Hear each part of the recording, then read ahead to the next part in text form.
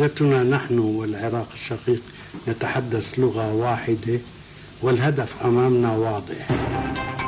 Al-Moallem affirms in a press conference with his Iraqi counterpart that Iraq and Syria stand in the same trench against terrorism.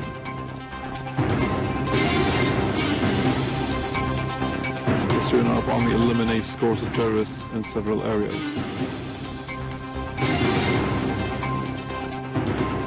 And Russia warns the US against the deployment of the missile shield in South Korea.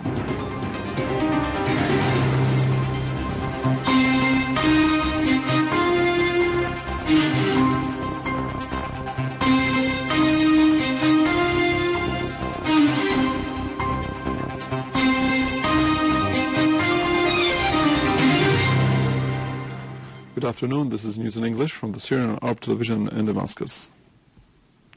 In a joint press conference with his Iraqi counterpart Ibrahim Al-Jaafari, Foreign and Expatriates Minister, Walid al-Moallem has said Iraq and Syria are standing in one trench against terrorism. As long as Iraq is fine and well, Syria is also fine and well, according to Al-Moallem. And Al-Moallem said that their confidence, the confidence of the Syrian government, is great that the Iraqi leaders will spare no effort to stand on Syria's side and break the blockade imposed on it. Al-Moallem also referred to the Jordanian information minister's statements about training Syrian tribesmen on Jordanian territories, adding that these statements presented nothing new. They merely proved that we have been saying what we have been saying about the presence of camps for training for terrorists in Jordan, pointing out that Al-Moallem wished that Egypt would play its historical role and perform its duty. We have not so far sensed such role, Al-Moallem added, perhaps for special reasons or due to its battle against terrorism and the Muslim Brotherhood. We, the Foreign and Expatriates Ministry in Syria, went on, sympathize with the Syrian and the Egyptian people with the joint history that proved that Egypt, Syria and Iraq are capable of changing the course of events in the region. On his part, Iraqi Foreign Minister Ibrahim Al-Jaafari said Syria is defending all the neighboring countries, which is a momentous step that everybody must be committed to. We are astonished to see a neighboring country reassured over the terrorism that has been killing children and making no distinction between one person and another. Several terrorists from Jabhat al-Nusra, the affiliate of Al-Qaeda in Syria, were killed or wounded by a Syrian Arab Army unit in Tel Mashala in Quneitra countryside to the south of the country. While in Homs suburbs in central Syria, the Syrian Arab Army foiled a terrorist attack on Al-Rastan Dam, eliminating a number of the ISIL terrorists in Anq al-Hawa and Rahum villages.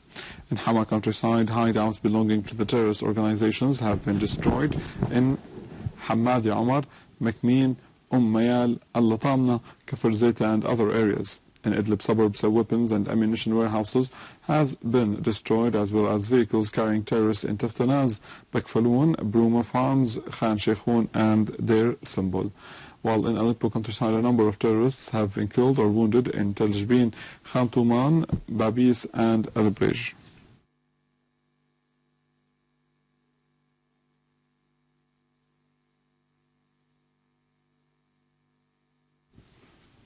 As Amman's role in setting up camps in Jordan to train terrorists and the so-called moderate opposition to be sent to Syria has been revealed by Arab and Western news media, Jordanian Minister of State for Media Affairs and the Jordanian government spokesperson Muhammad Al-Momni has declared that his country will take part in training Syrian and Iraqi tribesmen to confront the terrorist ISIL organization as well as other terrorist groups.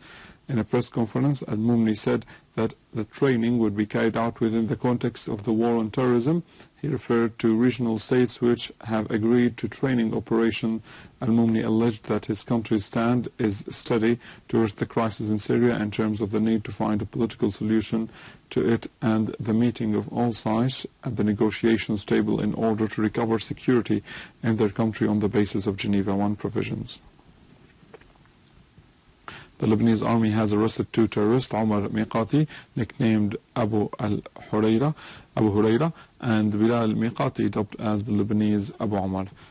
The two terrorists have participated in attacks on the Lebanese army and have committed several terrorist acts inside the Lebanese lands. A Lebanese military statement said that one of the two terrorists is suspected of being implicated in the slaughter of one of the kidnapped Lebanese soldiers. On the 5th of this month, the Lebanese army had also apprehended one of the most dangerous terrorists, Hussein Ghrilli, who is linked to the ISIL terrorist organization in Al-Qalamun terrain. The terrorist was arrested in one of Al-Biqa hospitals, where he was hospitalized for suffering from head injuries sustained during the recent battles of Ras Balabak. In Iraq, the Iraqi army achieved a great progress in the military operation that started yesterday to liberate the two areas of Al-Bushihab and Al-Busada, east of Al-Ramadi in Al-Anbar governorate, killing more than 60 ISIS terrorists in the streets of Al-Salam, Al-Ramadi, and the Iraqi army also repelled an attack by ISIS terrorists on Amirat Al-Fallujah, inflicting heavy casualties on the terrorists.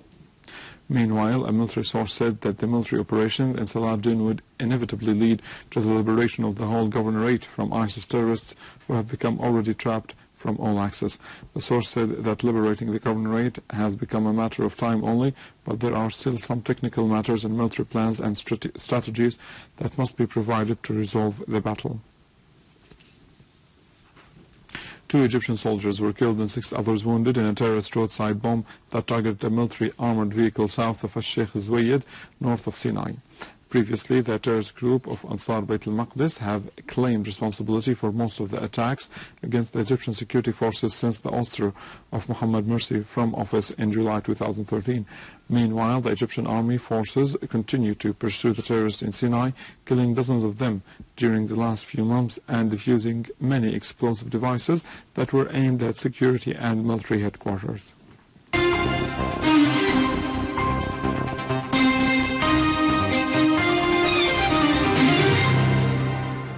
Russia has warned that the U.S. against the deployment of the missile shield in South Korea. In a statement, the Russian Foreign Ministry said talks is going on in Seoul about the possibility of deploying American ballistic and THAAD missile, and that American troops stationed there are studying the areas where the shield would be deployed, a thing that jeopardizes the security of the region as well as international security and strategic stability. Within the same context, Russia has affirmed that the current crisis in Ukraine is the direct result of the West's intervention in Ukrainian internal affairs. It pointed out that the unconstitutional change of authority, which took place in February 2014, with the direct support of the US and the European Union, has led to tragic events which resulted in a civil war in southeast Ukraine.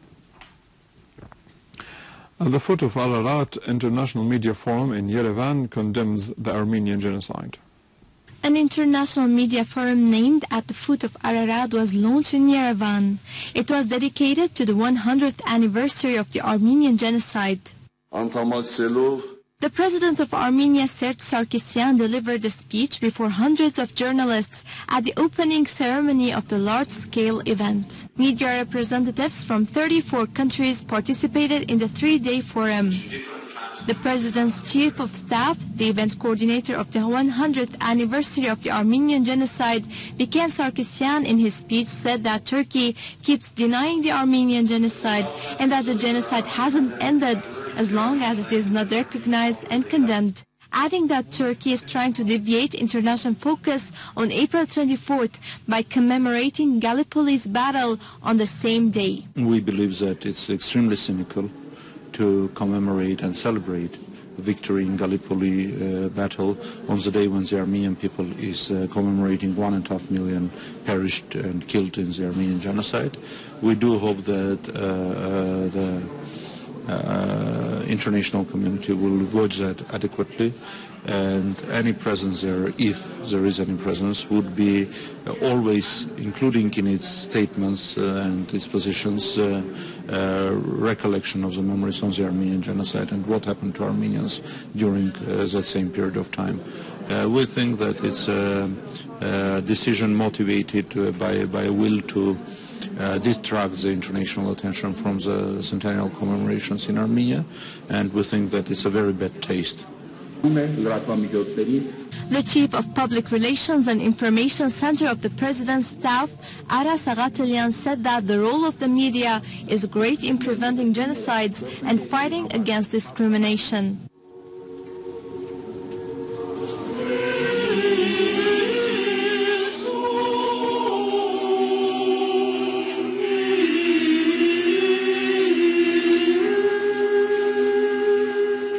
The genocide that was committed 100 years ago by the Ottomans is being repeated again in Syria, but in a different way, as Turkey is a partner in the war against Syria.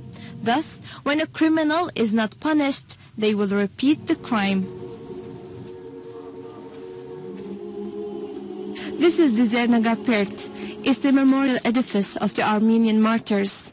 In this very same place, on April 24th, many important personalities from all over the world will come to commemorate the centennial of the Armenian genocide. Mani Genjan, Syrian TV, Yerevan. With this, we come to the end of our news for today. For more details about Syria and the region, and to view this bulletin again, you can always visit our website in English, www.syriaonline.sy. Stay with us, the latest in the world of economy and business after the break.